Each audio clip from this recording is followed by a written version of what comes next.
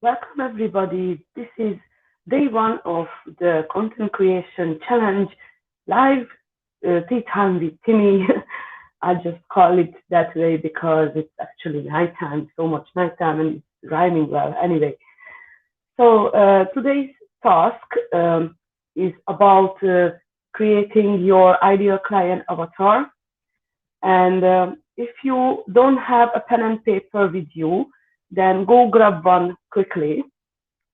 And I just want to make a disclaimer very quickly. Today in the worksheet, you had a diary note to post on your social media. I created this exercise based on something I learned from Deborah Lucy from her amazing content challenge, I think 1 or 2 months before, maybe more, I don't know. And actually, she's running her challenge again soon. So I included her challenge link in the description if you wanted to join her challenge as well. I'm personally very grateful for her to teaching me this diary note, how to get really in the shoes of our ideal client. And I worked on this diary note to create a post out of it. So this is what today's work is about. So if you're watching me on a replay, let me know, comment hashtag replay below. If you're here in live, then say hi and let me know if you did the homework already or if you're going to do it later, especially if you're watching on a YouTube or on my personal profile. You can only access the worksheet now as the video is live, because the link for the worksheet is down in the description if you're watching on a YouTube, and above the video if you're watching from the Facebook profile. So let's get cracking. I hope you got your pen and paper because I don't want to hold you too long. I have the worksheet in front of me, and because my memory is horrible, I have my notes in front of me as well to give you proper explanation on how this worksheet works. That's quite a funny sentence, but anyway. So as we open the worksheet, the first page is explaining you why is it important to nail your ideal client and to grab their eyeballs on your social media. Thomas, hi. Well, this is the real life, then you're early. Yeah, well, kind of. So basically, as I mentioned in my challenge group, I normally go live at 9 p.m., but I do have something in the bracket say that it depends on my kids when they actually fall asleep. I start putting them to sleep before 7, and sometimes my son takes very long time to go to sleep. So because of that, I have to schedule these videos for a later time, because if I'm late by any means for 10 minutes, then Facebook deletes the stream and I have to start all over the whole process, which takes again like 15 minutes or more. So that's why my video was scheduled for 9:30 for today, but I was able to come up a bit earlier than that. So anyway, in the worksheet, I explain that we nail down our ideal client, because if we know who we have to target, then we can change our posts regarding to that. We can address them in the post. We can create content the way that is appealing for those people only. And that way you will attract your ideal clients, and that way you will have more sales than if you would use a spray and pray method, which means you try to target everybody, and in the end, nobody going to resonate with you. There's a common saying people used to say, like, if you try to market to everyone, you're going to be appealing to no one, and this is really true. So when you have a business, you need to be very clear on who you are targeting, who is the ideal person who would ideally buy your services and products. So that's why the first day is always about this. And most of the challenges run the same way. Everybody's nailing the um, ideal clients first, because this is essential in business. If you don't know this, don't know who you're targeting, then your marketing will fail. So in the worksheet, you saw an example from me on how this diary note would look like, which is actually a note for yourself that you can keep with yourself and refer to it every time you create any content or any training. So you will have the details of your ideal client with you all the time. Don't need to think about it over and over and over again. And then in the Facebook group, I also given you an extra example where I took this diary note and created a post about it. But it basically look like, and I think you can access that in the description of this video as well. So it just look like you put something about this diary note inside this quote, like if your ideal client would wrote that diary herself or himself. And then under that quote, you expand on the topic. You tell them some stories about it, or you tell them some solutions for what they struggling with, or anything really. So then on the second page, we have some questions to answer, which is all about the research, what you need to do for your ideal clients, and research about your own business and yourself. These elements will all be included in your marketing, in your branding, in everything you do, because they are extremely important. So the first question is, who is your ideal client? Their job, their title, gender, age, etc. So the ideal client is, most of the time, I heard so many times people telling me that they don't understand when other coaches telling them to find their ideal clients, and like they have so many potentials to reach. For example, I have a friend who has a children's activity provider service, and they can actually target parents, or they can target schools, or they can target community centers, or even though their products are good for adults as well, so they can target them care homes as well. So there she has 4 potential, and it's all confusing to know how to create this ideal client avatar if you have to create it to 4 kind of people. So a big myth buster about this: don't try to include all of these 4 groups of people in one ideal client avatar. If you have more than one potential client, more than one kind of person who can buy your services or products, you need to create an ideal client avatar for each of those groups. So for the same example, you will need to create an ideal client avatar for parents, another one for schools, another one for the care homes, and another one for the community centers. So that way, every time you create a post, you can target only one of them, not all of them. So you can have seasoned marketing, for example, like in one part of the year you would market for the parents, in the other part of the year you would market for the schools. The most important part of this, that every single post must only have one ideal client targeted in it. So don't try to reach all of your target at the same time. Choose one and create the post for that one person.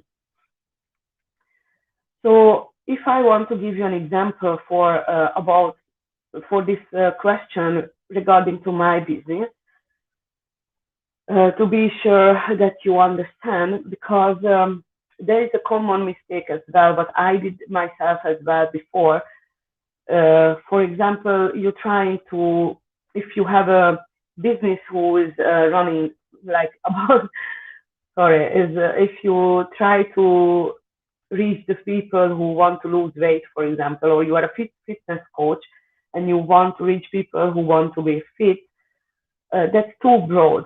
You need to figure out if you want to work with females, if you want to work with males, or if you want to work with someone who wants to gain muscle or someone who wants to lose weight. Or so it's not enough to want to target people who want to exercise, for example. You need to know why they want to exercise. So the mistake I did before, I was only targeted. I thought it was too narrow enough to target small business owners, but I found out that it's actually still too broad. So now who I'm targeting is 25 to 54 years old, single parent with a business, or network marketer. I choose these two people because I feel they need more help in business. Because, for example, the single parents, they always left out. They have the least support from anywhere, from the for like with childcare issues, with the household issues and everything.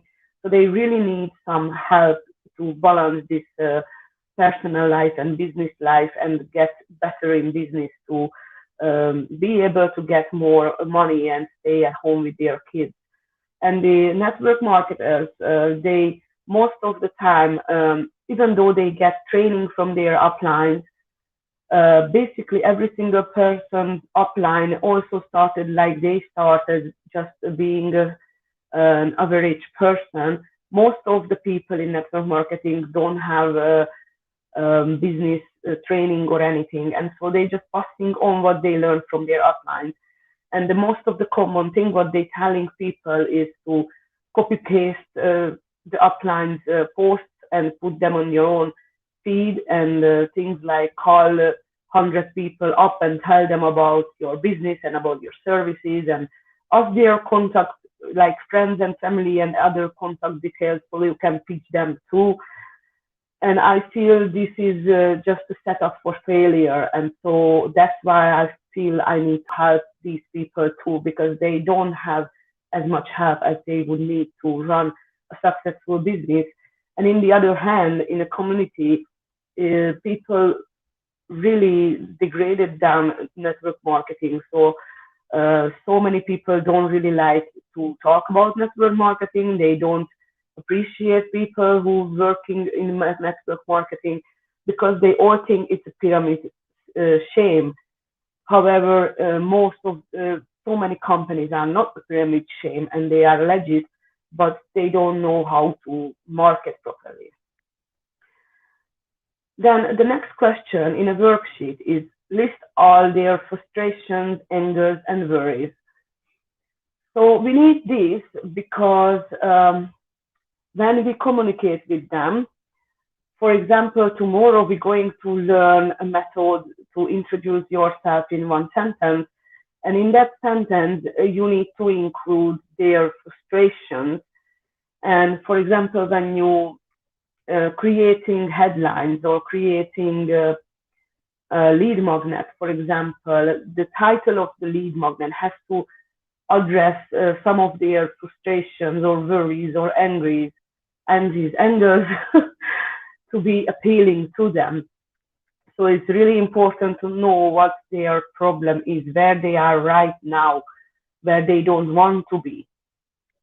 So back to my example, my ideal clients are, they don't have enough time with their kids, because single parents, for example, most of the time their kids are in a school for all day long, and so they can work all day long. And when they home, then everybody tired. They don't have quality time together, because nobody has energy to do anything together. And then the next frustration I write down is that they don't earn enough money. It's because single parents have to deal with everything with only one income most of the time, because they don't have a partner to bring another source of income in. So if they don't have a business which can bring them multiple sources of income in, then they only have to rely on one income, which is most of the time is not enough. So their most frustration probably is that they don't earn enough to provide for their kids what they really wanted to. Another frustration of these people could be exhaustion, and it's with the network marketers as well, because they taught the wrong way how to market their business, and that's why they try their best, they do all what they can, they work all day long to figure out how to get from A to B, and so they work so much, they run themselves to exhaustion. Exhaustion, I can't even speak. um, and For single parents, it's really exhausting to be a mom, a dad, a house cleaner, or a cook, a businesswoman or man, and all of these all as one person. So they definitely exhausted. And so as if I'm looking at my ideal client as a single parent, their frustration is also that they got to work in a specific time, because I was in the same shoes as well. I can only work when my kids are in the school, and it's very limited. For example, I have 1.5 hours in the morning after I drop my kids. Then I have to pick my son up. Then I have 1.5 hours again. Then I have to pick my daughter up. So it's 3 hours altogether. And then I can either wake up before my kids wake up, which is like 4 a.m. So I can have like 1 hour or 1.5 to work, or I can stay up late, which means like what I'm doing now at 9 p.m. and afterwards. So it's really difficult to find a job that would support this kind of time limitation. And that's why the people who single parent, they tend to choose to be business owners, because they can be flexible with that. Let me know if this makes sense uh, at all, or if it's not clear still. So the next question on the worksheet is, list all their desires, goals, what do they want. So basically, we discovered what they don't want, where they are right now, and then now we need to know where they want to be. So imagine you have two hills.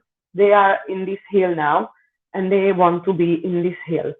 And you, as a business owner, have to build a bridge between these two hills to make them possible to cross to where they want to be. And you have to build your products and services according to their needs, where they want to be, and to direct them with your offers the way that they will reach their goals. And also you can use this in your content as well, because again, with the headlines, for example, you can create headlines using their goals, their dreams, not just their frustrations. And if you target their dreams, you put them in a positive vibe, and the people who have a positive vibe, they more likely to buy. However, using the frustration is also powerful, because the most important in the human's brain logic, that they want to avoid pain. And when you are really frustrated, you really have too much struggle, and it's really painful in one way or another, they will do anything to get rid of that pain. So both of these methods are really powerful. That's why you need to know both their frustrations and their goals as well. So back to my example, my client's desires would be like working 20 hours per week or less, spending as much time with their kids as they want, because single parents, of course, they want to spend time with their kids. They love their kids the most. So, of course, they want to spend quality time with them. Going on holidays. Most of the single parents can't afford to go into many small business owners also can't afford to go to holidays because they don't earn enough. So why if they are joining my courses and my training materials and they learn how to implement and how to grow their business, they will eventually earn more money, which will allow them to go for those holidays that they couldn't afford before. Another desire that they don't need to ever bring calculator again in the shops. Now I've been there and it's really frustrating that when you go for grocery shopping, which is essential for a family, and then you try to buy what your family needs, and every second you need to just type into your calculator where you are at and if you can afford this or if you can't. It's really frustrating. And these people who I'm targeting, they want to get rid of this. They don't want to bring this calculator with them all the time. They want flexible working hours. It's the opposite of the frustration what they have with this time what they can spend on working. You know, because of the kids, they have to have flexible hours, especially not just what time they can work in the during the day, but in case anything happens, like a child gets ill or because of this virus situation, they've been sent home from school for 2 weeks. They need to be able to adjust their work time and how they work around the situation, what's going on with their kids. Um, and another one I wrote is work wherever they want. So I personally really enjoy that I can work on the bus while we're traveling if I wanted to. I can work from my sofa. I can work from a coffee shop if I wanted to. The other day I did my TikTok video in a park. So it's really appealing to small business owners to work from wherever they wanted to, because that's again freedom. Then the next question is list all your fears and limiting beliefs. Now, limiting beliefs are stuff that's holding you back. These are built up on it have a strong emotional link. Let's say an example. For example, I'm not good at math. If you have these examples, someone say I'm not good at math or I'm stuck at math.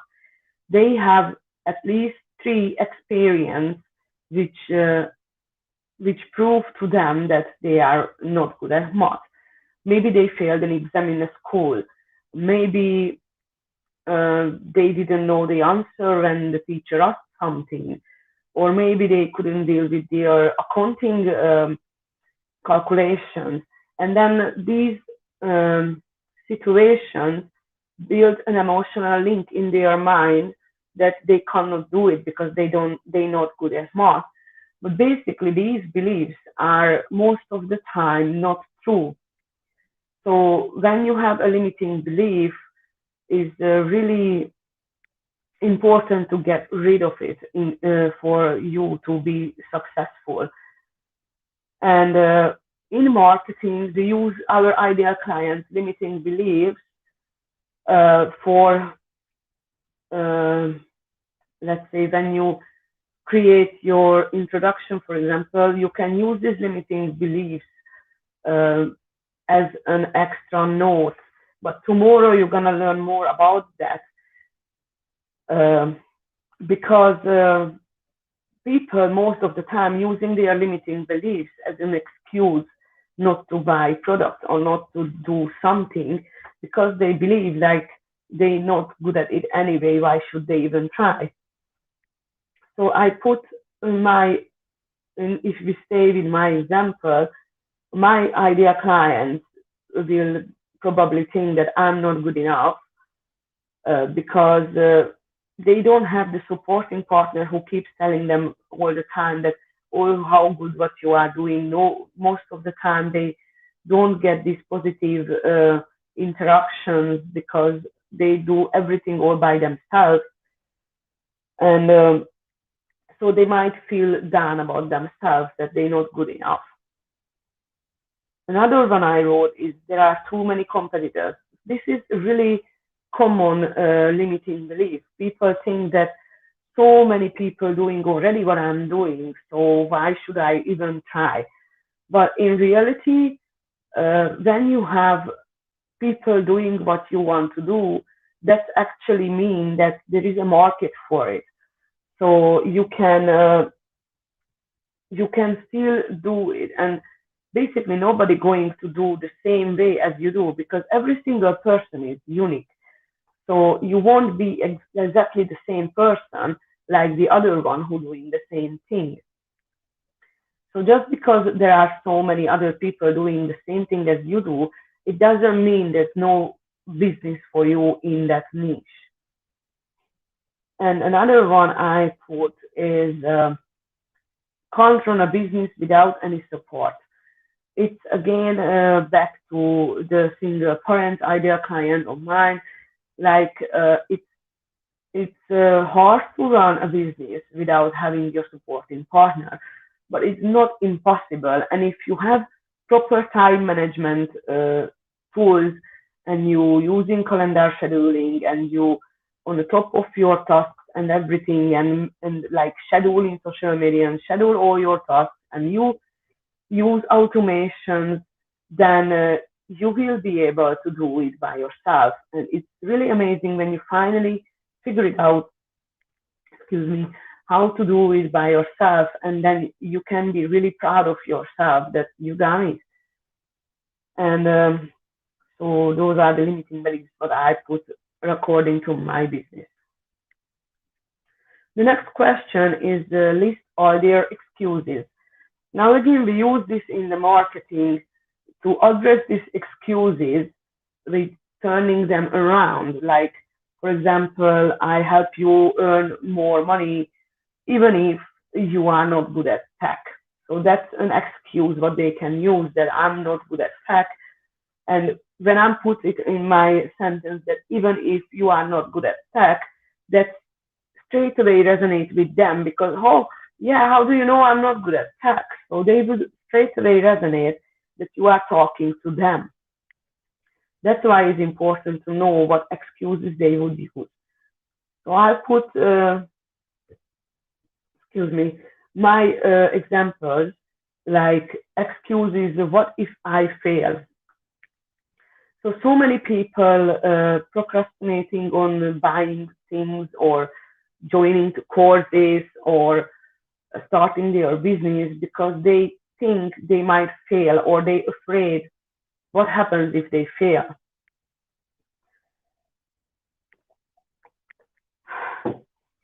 And so in my marketing, I address this issue, and that way they know I'm talking to them.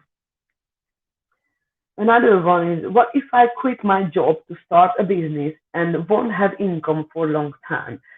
So maybe you saw my post before or not, I don't know, but I did use this already multiple times because I do pressure people that do not quit their job and when they're starting a new business. Quit the job when your business brings enough money in to be able to survive without having a proper job. Once you have proper income flow, regular income flow, what you can rely on from your business, then you can think about quitting your job.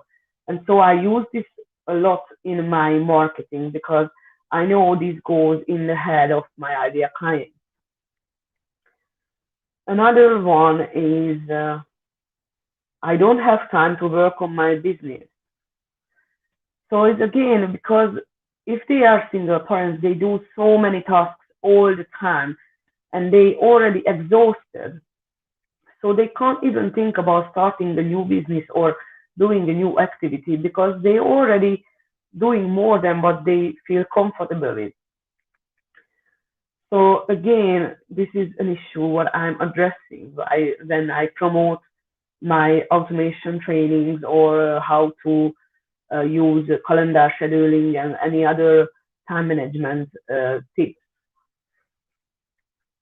Another one is I don't know anything about tech. Yeah, so this one I mentioned before when I say even if you are not good at tech, so you can still join in.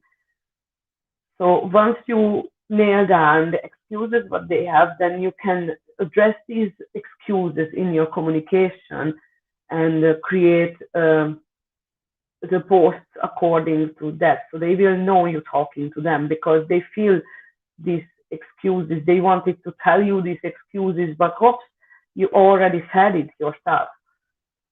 So it's really powerful. The next one is how do they talk? What phrases are they using? So this is the easiest example to give you is with my previous experience when I was an children's activity provider. And basically, I was targeting schools. And then again, it is a matter if you target preschools or high schools. But for example, when your target ideal client is a school, they most of the time talking about um, personal development or case stage 1, 2, 3 or earlier foundation stage. So when you create your post, you should be using these words, what they are using, so they again resonate with this. And it's again because of our mind. We have some kind of neuron inside, which I think it's called some kind of mirroring something. Basically, how it works is our mind like to mirror things, and if we have a behavior, we like to resonate with people who have the similar behavior what we do, or if we have a value or principles, we like to connect with people who have the same values and principles. So if you are addressing these things in your content, then you're going to resonate with the people who have these issues. So they are your ideal clients, because if you nail down properly how they talking, then your ideal client will resonate with you, and so they want to read more. The next question on the worksheet is about you and your business. So what do you offer? List are your services. Now, this is just a brief list, basically, not a deep dive, but you can do a deep dive as well. As an example, I just put down that I have my free group for businesses. I have my membership site for small business owners. I have 6 sessions containing a coaching program, and I have a one-to-one coaching card. We need to know what we are offering, because if we don't know our products and services, then how can we market it? So you need to know what benefits there are with your services and business and products, and not just the features. You need to know the features as well, but when you market for your audience, you need to mostly concentrate on the benefits, not on the features, because the people uh, straight away thinking about everything like what's in it for me. So they want to know what can they get from your business, from your services. It's again back to that bridge what I told you before. This is the part where you're going to show them how they going to get where they want to go. So what are the benefits, what you can offer them from getting in business with you? Then the next question is, what makes you unique? What is your superpower? So this is back to referring to how many, if somebody say too many people already in the market and we have so many competitors. By knowing what makes you different, that's an important part in your marketing, because then you can address that. So you can tell people how you are different than other people who do the same thing what you do. And it is very important because people want to know, because of the same reason, because so many, for example, so many coaches out there, and probably every second or every minute, people would see some coach talking about something. They want to know, why should they choose you, not choose the other one? What makes you different? What makes you unique? What is the main reason? What differentiates you from others? Or if I would be a customer, like why are you better for me than the other person? So in my example, I put down creativity, because I'm a creative person, so I like to link things together, and I like to have an open-minded approach to everything, and be creative when I'm trying to figure out how to solve some problem. Because the other thing what I wrote down is, everything is personalized. I fully believe that everything in the world should be personalized, because there's no two people the same. So everything you do or want to try to achieve, it needs to have a strategy that builds on your personality, your lifestyle, your circumstances. So that's why I offer this to my clients, that I'm going to personalize everything for them if they work with me, because there is no one fit all solution in the world, in my opinion. And I also wrote down as a superpower that I'm multi-passionate, therefore I have knowledge in multiple fields. So I usually use it in my content, that most of the coaches would concentrate on one part of business. Someone will tell you about content, someone will tell you about branding, another one will tell you about marketing, um, another one will tell you about web design and stuff. With my membership site, I created a one-stop solution for everything inside, because I do have a knowledge on a lot of things, but when I don't know something and it's related to business, I bring in guest experts, because my aim is for my clients to be able to walk into one place and grab everything what they need for their growth. So they don't need to waste time, keep searching for other coaches, other people to teach them something, and then get confused because one say this, the other say that one, and then they start procrastinating because of the confusion. I want them to have access to everything in one place, what they need for growth. So then the next question on the uh, worksheet is, what are your personal values and principles? I separated personal values and principles from business values and principles, but they are basically very much linked together. Your personal values and principles will form your business values and principles. And these are important to know, because they are the things that, if, for example, mine is equality. So I won't be working with somebody who thinks, for example, female only belong in the kitchen and no need to do anything else but deal with the household and with the kids.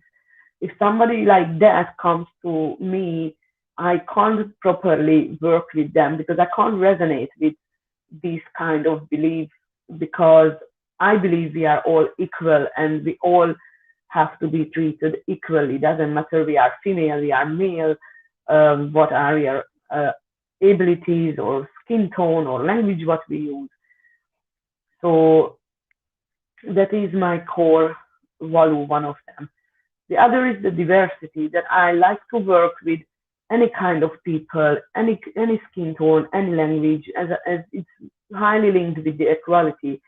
I want to be able to serve every kind of culture, not just not just white female entrepreneurs or I don't know, black male entrepreneurs or stuff like that. I want to give this opportunity to grow for everyone, doesn't matter their background.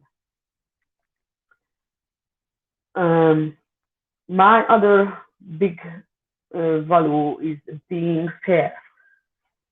Because in how I grow up, I most of the time been in very unfair situations. Like my parents were never let me go anywhere just because I was a girl and I was the smallest child in the household.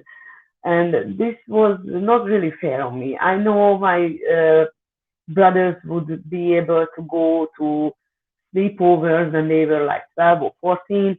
I was 16 when I asked to go for a sleepover and I wasn't allowed because I'm a girl. And I asked to go to sleep with someone who my parents knew for like 10 years long, and it was a girl, and they knew their fathers and mothers as well. So it wasn't really fair. And also, when I wanted to play football, my parents would just keep telling me, no, I can't play football because I'm a girl. And so many times I've been treated unfair before. That's why I have this as my core value, that I want to be fair with everyone. Everybody in my business is gonna have the same opportunities as everyone else. And if I say I'm gonna do something, I'm gonna do something. If I say I'm not accepting people to join, let's say after Tuesday, then I'm not gonna accept anyone who join after Tuesday and stuff like that. So I'm always gonna be fair and authentic for what I'm saying. Another core value of mine is being open-minded. Excuse me. So as I'm open-minded, I don't mind what kind of religion other people have who want to join my business. I don't mind if they believe in ghosts. I don't mind if they don't. I don't mind if they want to manifest in their life. I don't mind if they want to pray all the time. All I care about is what they want to learn from me and how they want to implement. And everything else is their own business, how they live their own life. And I'm also open-minded to solutions. Like I know that there's no one way only. There are so many different ways to reach the same destination. So I'm always looking for the solution personally good for my client. And then as my business values, I put things like I never ask someone to get a loan to pay me. This is very important for me because so many coaches out there going to tell you to take a loan or get in debt or get a credit card so you can pay them to try their course or their platform or anything, and they tell you most of the time that that is the only way to get grow in business or get where you want to be if you work with me. So don't waste this opportunity. Go get a loan and pay me. I hate this. I will never ever ever in my life going to do this. And this is actually disgusting in my opinion.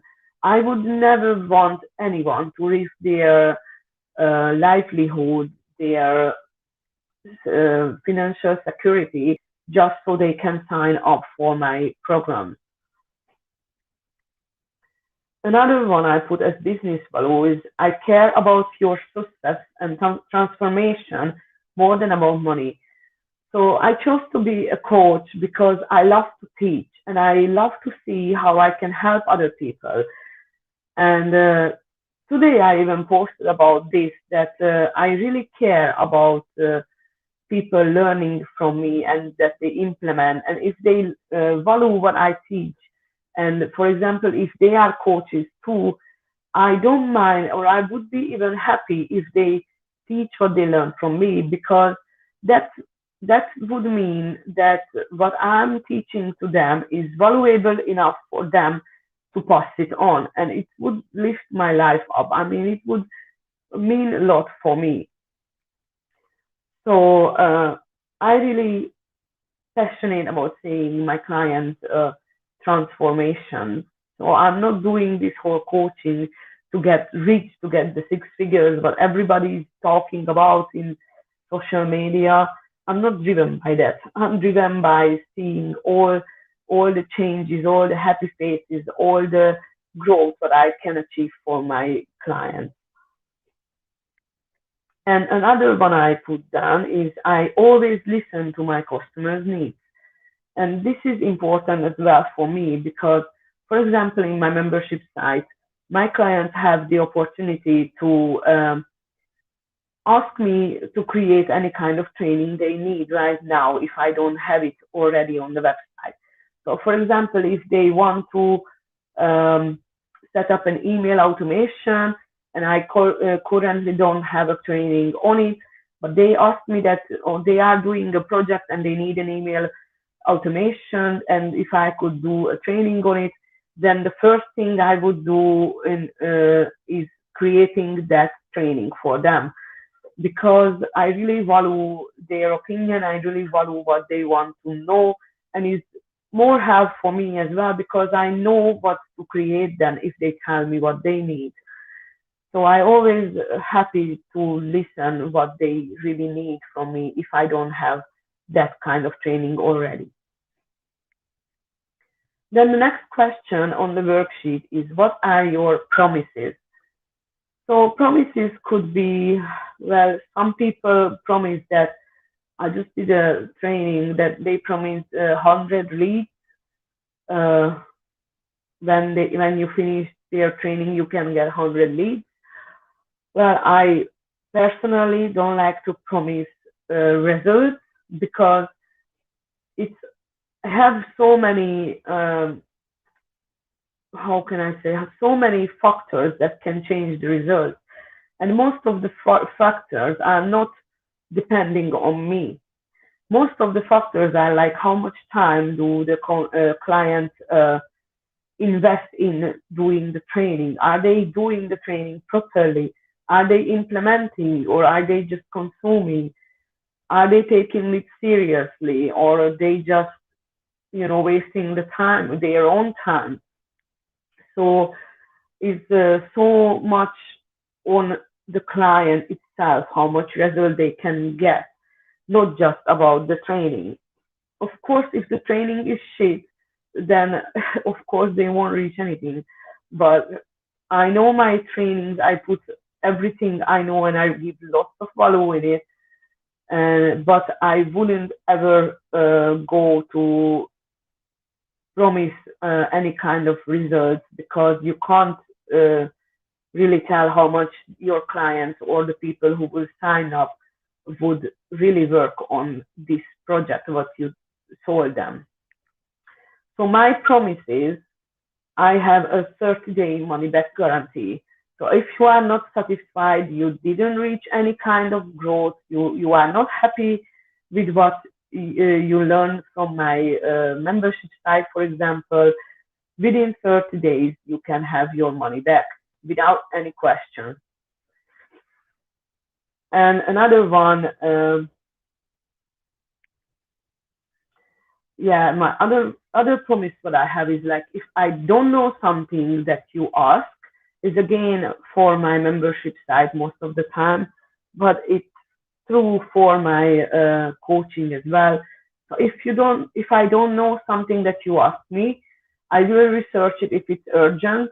If it's not urgent, then I will bring that guest experts because it needs a little time to find the guest experts who will be able to join us. But I will bring guest experts on the topic who knows it better. And then if I can't find a guest expert, then I will refer you to someone who I know who's dealing with the issue what you have and I can't answer. Because I believe if you can't uh, give a solution for something what your client have problem about, then you should refer them to someone who can help them, because your client is important and they need to solve their problems. And so that for me is really important to, if I can't solve their problem, then I let them know who can.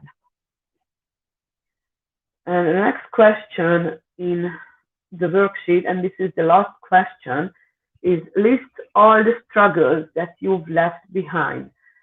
So this basically, we need this to show people your expertise, how you get where you get, and to link it with your stories, tell them what you've been through already and how you can help them do the same. Um, so back to the example of my business, I've been through homelessness, quitting drugs, losing family members, broken and fixed relationships, mental, physical, and sexual abuse, failure in MLM. So many things I can help my clients with if I break down these issues. If you are, for example, a fitness trainer and you had, let's say, for example, you've been obese in the past, you can tell them how did you manage your weight, how did you get back in shape, or how did you become personal trainer, for example. So this is the place where you can list all the struggles that you've been through, and you can show the people how to get over with the same issues as well. So, and the last page of the worksheet is just for you to compose your diary post, which I explained before. Now, I hope this worksheet is clear now, and we all know why we need these answers and anything. And if basically I checked the Facebook group before and I didn't have any questions. So if you have any questions now, do let me know and I will answer them. If you don't have any questions, then I'm gonna be leaving you tonight. I'm gonna wait for a little bit if I will have any questions.